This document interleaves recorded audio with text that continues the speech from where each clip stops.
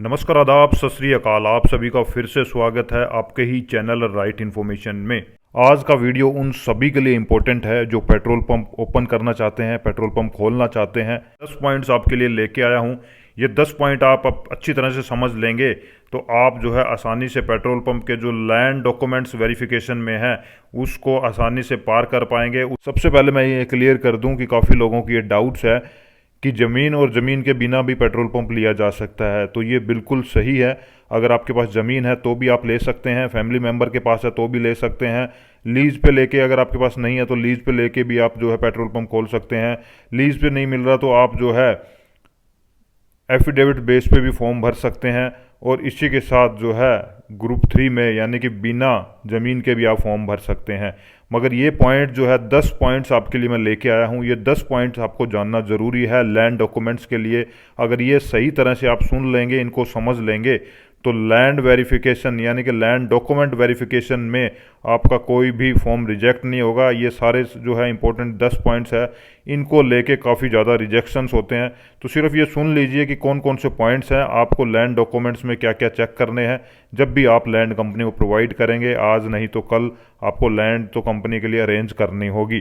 देखिए, सबसे पहला यहाँ पे आता है कि आप जब भी लैंड ले रहे हैं तो सबसे पहले आता है लैंड टाइटल, यानी कि लैंड टाइटल बिल्कुल क्लियर होना चाहिए। क्लियर का मतलब है कि जिससे भी आप ले रहे हैं उसी के नाम होना चाहिए, उसमें कोई इशू ना हो। सबसे पहले आप अच्छी तरह टाइटल चेक कर लें कि जिससे आप लैंड ले रहे हैं उसी की वो लैंड होनी चाहिए। कितने लोग हैं उन सभी से आपको मिलना है। ये नहीं कि 4 लोगों की लैंड आप एक से मिले और उसी से ले लिया तो 100% आपका रिजेक्शन हो जाएगा। लैंड टाइटल आपको ज़रूर चेक करना है। सेकंड पॉइंट है फैमिली यूनिट। फैमिली यूनिट में अगर आप अप्लाई कर रहे हैं, फैमिली यूनिट के अकॉर्डिंग अगर आप अपनी लैंड शो कर रहे हैं तो फैमिली यूनिट में जो मेंबर्स मैंने बताए हैं वही होने चाहिए। अगर उनके अलावा फैमिली यूनिट में और काफ़ी मेंबर्स होते हैं, अगर वो भी हुए तो आपकी लैंड रिजेक्ट कर दी जाएगी। तो आपका जो है केस ग्रुप 1 से ग्रुप 2 में डाल दिया जाएगा, क्योंकि वो सिर्फ एक फर्म ऑफर माना जाएगा। तो इसलिए आप चेक कर लें। इसमें बस यही ध्यान रखना है कि अगर आपकी फैमिली यूनिट में जो भी है उनके नाम पे ज़मीन है, अगर उनकी ज़मीन जो है जितनी डायमेंशन मांगी गई उससे ज़्यादा है तो आप अप्लाई कर सकते हैं ग्रुप 1 में। और इसी के साथ साथ में जितने भी मेंबर दूसरे उनके भी एफिडेविट्स लेने हैं। अगर आपकी फैमिली यूनिट में ज़मीन है कम और मेंबर्स ज़्यादा है तो आपको जो है फिर लीज ही करवानी पड़ेगी। अपने फैमिली मेंबर से लीज करवा लें, अदरवाइज़ आपको फिर ग्रुप 2 में डाल दिया जाएगा। इस चीज़ का जरूर ध्यान रखिए, ये काफ़ी कन्फ्यूजन का पॉइंट है। और थर्ड पॉइंट देखते हैं। थर्ड पॉइंट उसमें ये आता है कि अगर आप जो है लीज पे लैंड ले रहे हैं यानी कि आपने लीज पे लैंड करवा रहे हैं तो उसके ओनर्स ज़रूर चेक करें कि कितने ओनर्स हैं। हर ओनर की सहमति ज़रूरी है। सभी ओनर से आपको लीज पे लेनी है, या तो पहले अलग करवा लीजिए, अलग नहीं करवा सकते तो सभी की सहमति लीज एग्रीमेंट में होना ज़रूरी है। अदरवाइज़ फिर वही होगा कि आपको ग्रुप 2 में डाल दिया जाएगा या फिर आपका फॉर्म जो है रिजेक्ट कर दिया जाएगा डॉक्यूमेंट्स वेरिफिकेशन में। नेक्स्ट पॉइंट लेते हैं। नेक्स्ट पॉइंट आता है कि लैंड रिकॉर्ड जो है आपको विद मैप चेक करना है। कई बार क्या होता है कि डॉक्यूमेंट्स में अलग होते हैं, मैप में वो अलग होते हैं, तो नंबर ज़रूर चेक करने हैं। यानी कि जो भी लैंड आप ले रहे हैं, जिसको भी या इन फ्यूचर में आप लेंगे, उसके जो भी डॉक्यूमेंट्स में जो नंबर मेंशन है वही उसके रेवेन्यू रिकॉर्ड में जो उसका मैप है, जो एक वैलिड मैप होता है जिसमें सारा रिकॉर्ड होता है, पूरी डिटेल डाली होती है, उसमें नंबर भी वो ज़रूर चेक करें। कई बार क्या होता है कि इनमें डिफरेंस नंबर होता है, तो वो कहाँ पे गलती है उसको पहले आप ठीक करवा लें, उसके बाद ही उस लैंड की तरफ जाएं। नेक्स्ट पॉइंट आता है कि लैंड को लेने से पहले जो भी डॉक्यूमेंट्स है उनमें आपको चेक करना है कि कहीं पे कोई कोर्ट केस तो नहीं है। कई बार क्या रहता है कि कोई लैंड जो है उस पर कोर्ट केस चल रहा होता है, उस पर इशू होते हैं, काफ़ी पार्टीज आपस में जो है कोर्ट केस कर रखा होता है, कई बार फैमिली यूनिट्स में होती है। तो वो भी ज़रूर चेक कर लें कि उस लैंड पे कोई भी कोर्ट केस ना हो, कोई इशू ना हो, फैमिली में कोई इशू ना हो, या फिर 2 से 3 पार्टीज अगर उसके साथ जुड़ी है सबकी सहमति होनी चाहिए, यानी कि कोई भी उसके ऊपर केस ना चलता हो। ये भी अच्छी तरह से देख लें।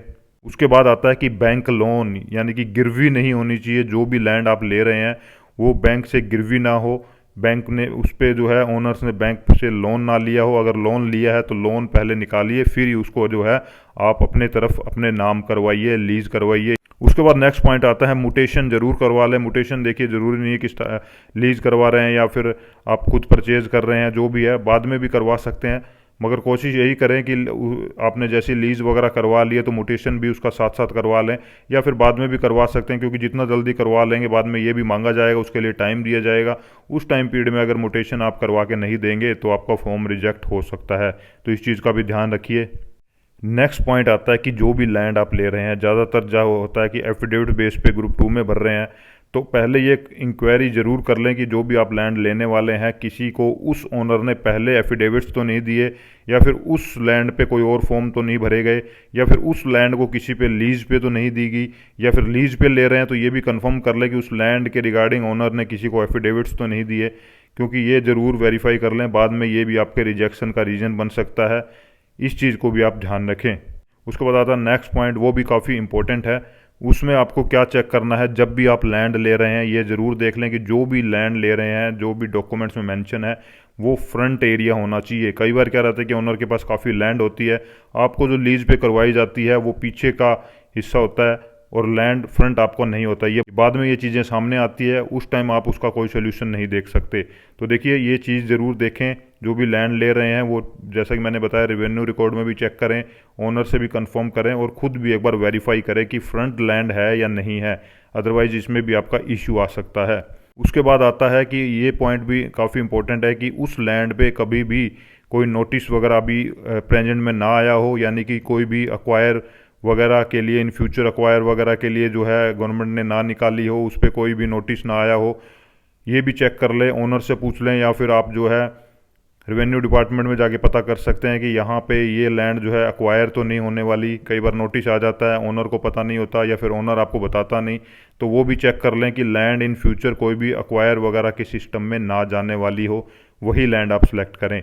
तो देखिए इतने सारे पॉइंट्स हैं लैंड डॉक्यूमेंट्स से रिलेटेड, इनको फॉलो करिए। अप्लाई करते समय इन डॉक्यूमेंट्स को अच्छी तरह चेक कर लें। और भी काफ़ी सारे पॉइंट्स हैं आपके लिए जल्दी लेके आएंगे, लैंड के रिगार्डिंग भी इन्फॉर्मेशन देंगे, और भी काफ़ी सारे पॉइंट्स अभी पेंडिंग है।